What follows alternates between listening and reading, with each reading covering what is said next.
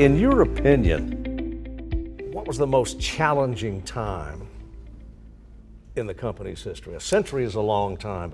There was a period after the industry was deregulated. The industry was highly regulated up until 1980 in terms of where they could go and what you could charge, what your prices were, regulated by the Interstate Commerce Commission, which no longer exists.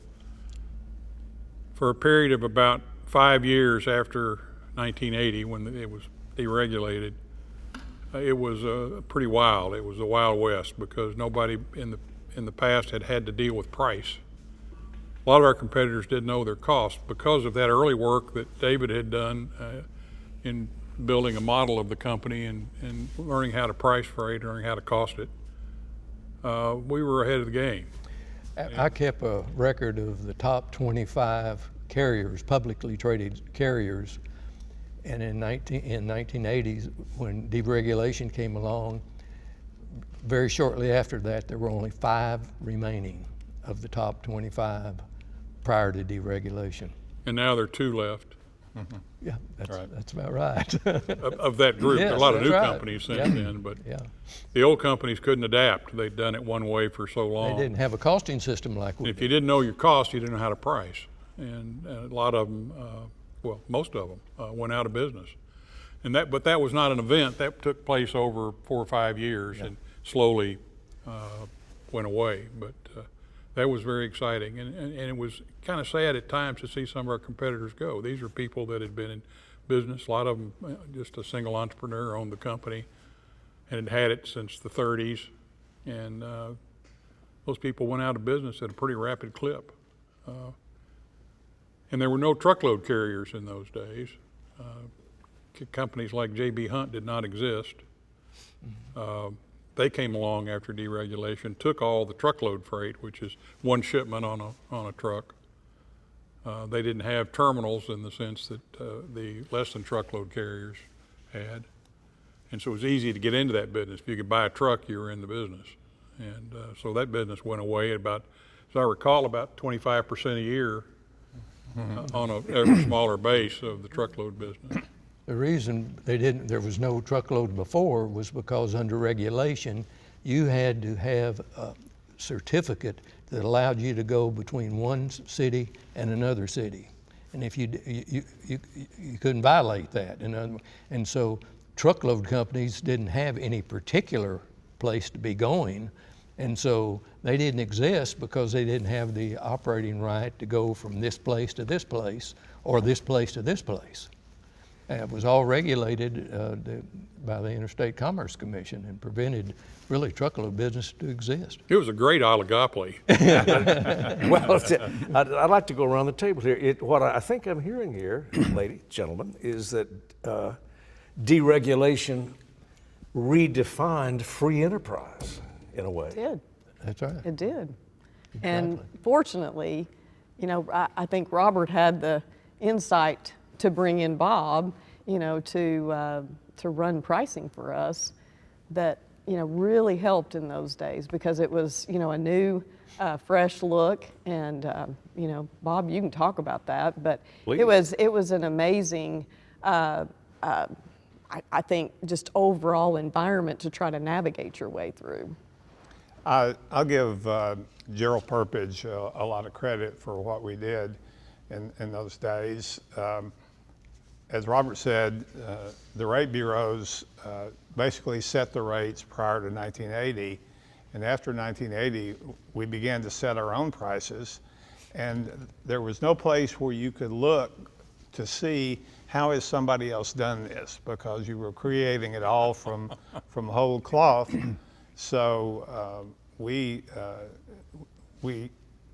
adapted and enhanced the cost model, and we began to work with our sales force, extraordinary sales force, to charge not only above cost, but also to figure out what the customer is willing to pay. What is our service worth? And because of Wes's great claims ratio, freight handling, and our safety record, we were able to charge a premium, and those are the things that helped us to prosper in those Wild West days that you guys talked about? Steve, Bob's being modest. He had a lot to do with the pricing. He did. He did. Matter of fact, he's responsible for a lot of the earnings we did. Many companies, I wouldn't say most, they put too much emphasis on economies of scale. Grow the company, you're going to make money. And it fools you at first because you hadn't scaled up the fixed cost at that point. But over time, they pay a price for that. And we never took that step. I'm still thinking about the deregulation issue, Steve, and a lot of these things we've done would not have happened had the industry not been deregulated. It was one of the few times that the industry and the Teamsters agreed on things in terms of being opposed to it. And indeed, the results happened. Dozens of companies failed or were bought out because of that. But you would not have, in my opinion, you would not have the industry today had the industry not been deregulated. Made a huge, huge difference. You had options, it's already been mentioned in terms you could charge the price you wanted to charge. You could make the runs you wanted to make. And it just gave freedom to industry, which is a great lesson in terms of government doing too much in terms of trying to protect an industry, essentially. One of the things I wanted to get your thoughts about is just what's the most challenging thing you think that you recall or remember that we went through during your time? There's two or three that came to mind for me. One of the ones that really actually started before I was here, I guess maybe Sally was here through that, but was deregulation of the transportation and trucking industry. That was in July of 1980, and that really transformed the company and really sort of had something to do with when I came to the company. At that point, with the transportation industry being deregulated, costs were important, the pricing was important. I came in May of '83, and we had been developing a costing model for some time to really help us understand the cost and what it was costing us to do each account, each shipment, and that was being developed. And when I came in '83, is just about the time that the pricing department developed. In fact, I always tell the story. I interviewed, in economic analysis was the department I entered when I came to the company. I interviewed with Bob Davidson, but when I got my job offer, it came from my new boss, Rich Crew, because Bob had just started in the pricing department. So I always know when pricing started, it was around May or June of 1983. But that was a really challenging period. I've heard Robert Young talk about just how challenging it was because the rates were previously set by the government. You didn't really have to worry about what you charged. You didn't really have to worry about your cost. There was kind of a profit margin that was built into those rates that were established. All of a sudden, we were responsible for understanding our cost and rating the shipments. So to me, that was a pretty challenging time that we went through. There's this phrase, I'm not sure if this was adopted by those in business or those in IT, this idea about business and IT, right? And there really is no business and IT. We don't say business and sales or business and marketing or business and finance. Right. The technology is woven into the business, just like all those other functions are woven into the business, right? And so I think that's part of our culture as well, is that we've never thought of those things being separate. Yes, we've got technology professionals, and yes, they're in they're in ArcBest Technologies, but yet they're part of what we're accomplishing. It's part of the strategy, if you will. And I don't think it was something that was by design. I think it was something that we thought it just made sense, right? To to do it that way.